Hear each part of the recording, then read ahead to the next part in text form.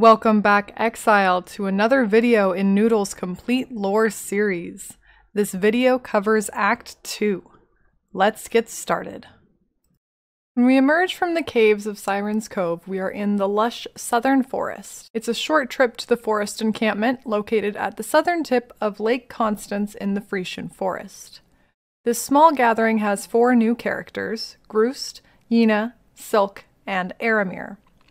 Groost, Yena, and Silk are all Asmiri, a people from the Asmirian ranges to the west. Their culture is older than the Empire, and older even than written history. It was the Asmirian Tarkus Veruso who descended from the mountain ranges to found the Eternal Empire in 1 IC. Groost is a warrior for the Asmiri, currently in the forest encampment, who is protective of his people and mistrustful of foreigners. Silk is a hunter, but also a storyteller, which Yena claims have some truth behind their embellishment. Silk and Groost seem to be rivals. Yena is a compassionate woman who can speak to the spirit, which gives her guidance. We learn from Groost that a group of Oriath guards traveled through the encampment and headed east. Aramir is an exile like yourself. He was formerly a scholar in the Great Library of Oriath, and his vast knowledge of Asmiri history has given him acceptance, although tentative for some, into this Asmiri group.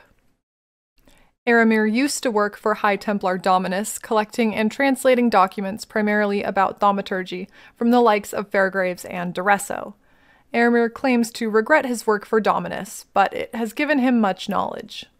Fun fact, Xana calls Aramir Uncle, as he also worked alongside Valdo Caesarius, who is Xana's father and, spoilers, the Shaper. We make our way east to follow the Blackguards and find the aptly named Crossroads. We follow the path north to the Chamber of Sins. The ruling emperor during the Purity Rebellion, Chittus Perandus, had this thaumaturgical laboratory known as the Chamber of Sins, built for a man named Inquisitor Malagaro. Malagaro, like Chevron, was another student of Malachi in thaumaturgy.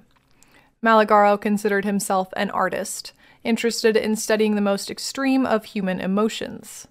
The Chamber of Sins was built for Malagaro to create more powerful and diverse thaumaturgical tools, more potent than existing virtue gems.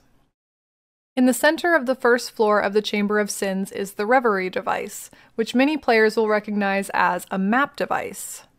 There is a note on the device from Malachi to Inquisitor Malagaro, telling him he must mentally prepare for his experimental transformation of virtue gems and to master conscious dreaming, which is a cryptic hint to the use of the Reverie device.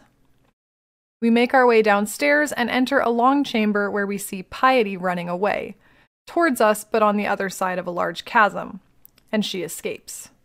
Piety challenges us to find her in the city of Sarn as she leaves. Just ahead, a woman is hiding and warns us of a thing that has slaughtered everyone. Here we encounter the monstrously deformed Spider-Man named Fidelitas the Morning. Please forgive my pronunciation of this name, I have no idea how to pronounce it correctly. Fidelitas was once Malagaro's assistant, a man named Raulo. Raulo was highly devoted to Malagaro and his work, and some believe Raulo was in love with Malagaro. Raulo allegedly offered himself as a test subject for Malagaro's thaumaturgical experiments. Malagaro took advantage of this devotion and injected Raulo with Calibric Extantia, which is the essence of a virtue gem. And Raulo became this monster, which Malagaro named Fidelitas, after fidelity, or loyalty. Fidelitas has been here since before the Purity Rebellion began in 1319 IC.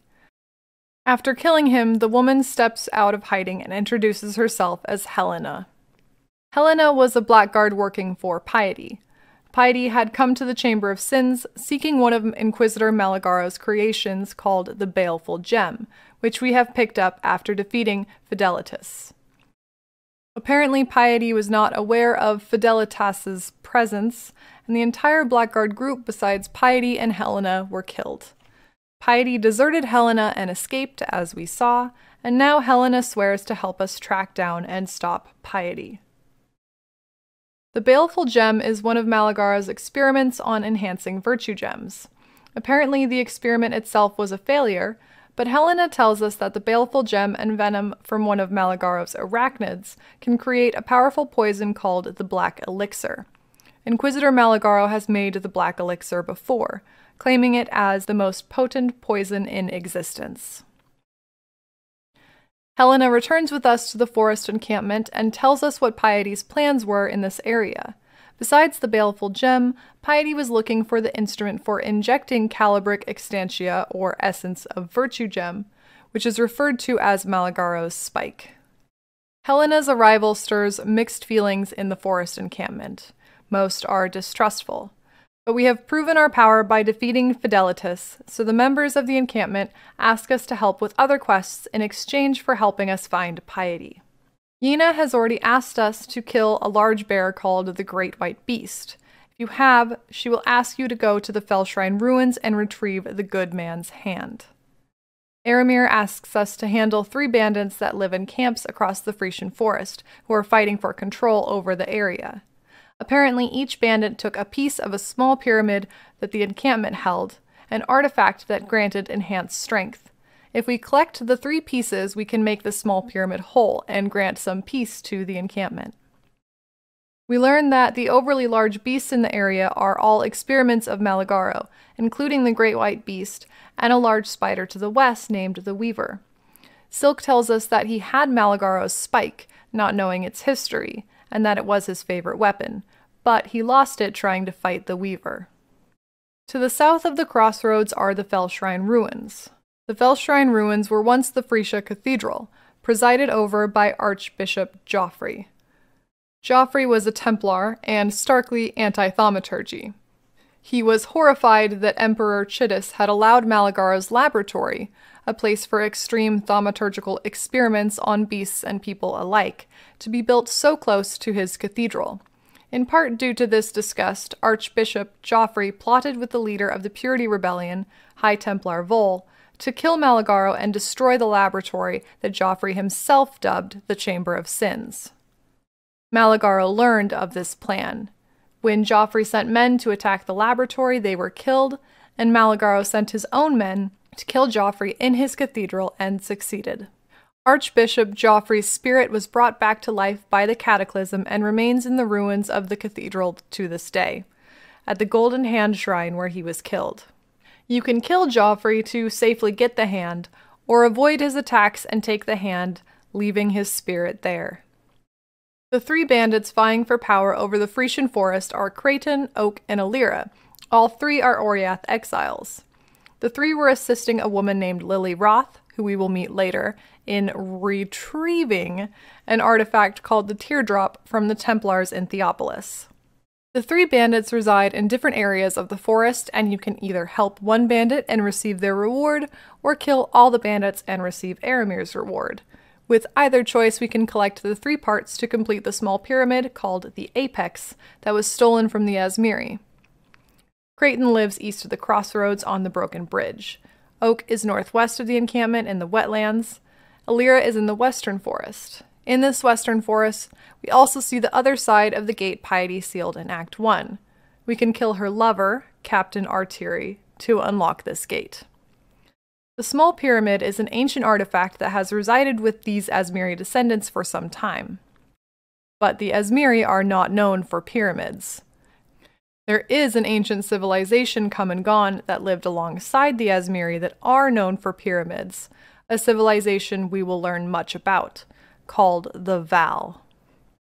In the western forest, we find groups of trees covered in spiderwebs indicating the entrance to the Weaver's chambers, where Maligaro's spike was dropped.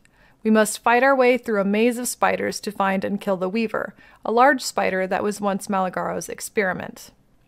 We know that Maligaro's spike was used as a tool to inject Calibric Extantia, but we can also use it to contain venom from the Weaver, which combined with the Baleful Gem makes the powerful poison Black Elixir.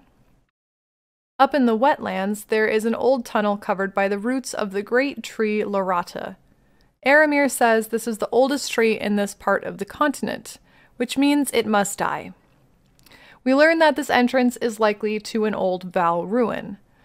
Helena tells us that Piety, along with studying the works of Malachai's students, is greatly interested in the Val.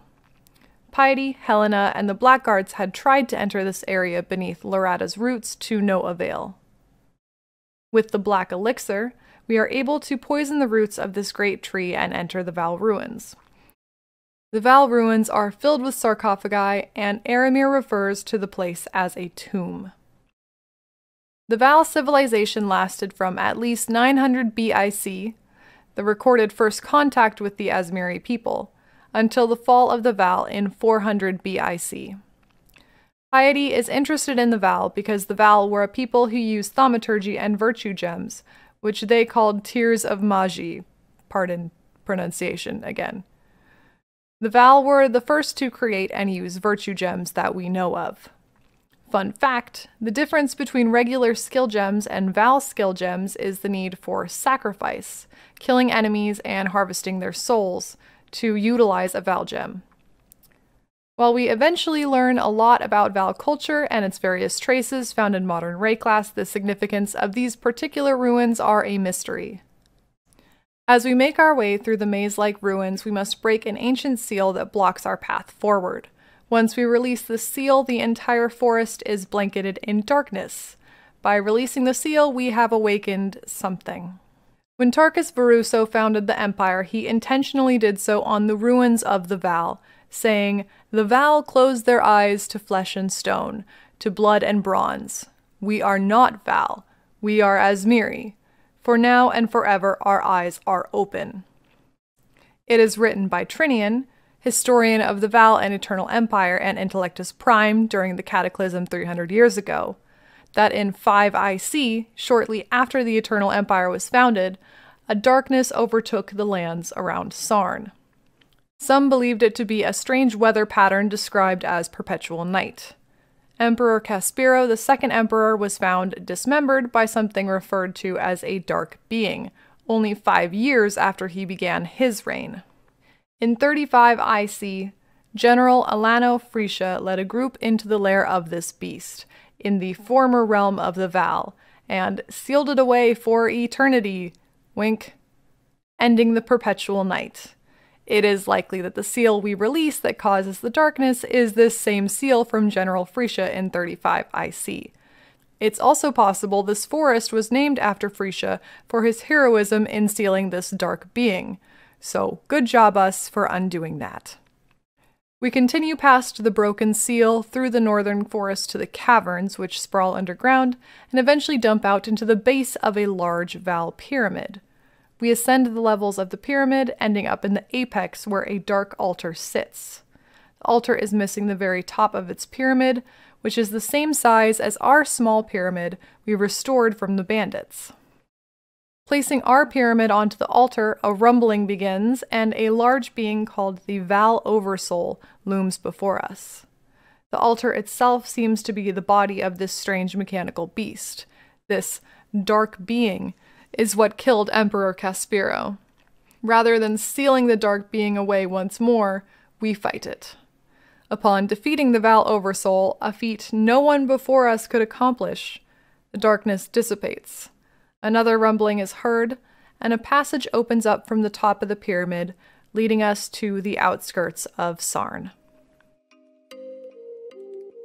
Thank you so much for watching. It's your boy Noodle. If you like this series, give it a thumbs up and subscribe for more.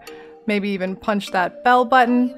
If you're interested in seeing these videos early or getting exclusive videos and perks, check out my Patreon. If you have questions, feel free to leave a comment or come join my stream, twitch.tv/KittenCatNoodle.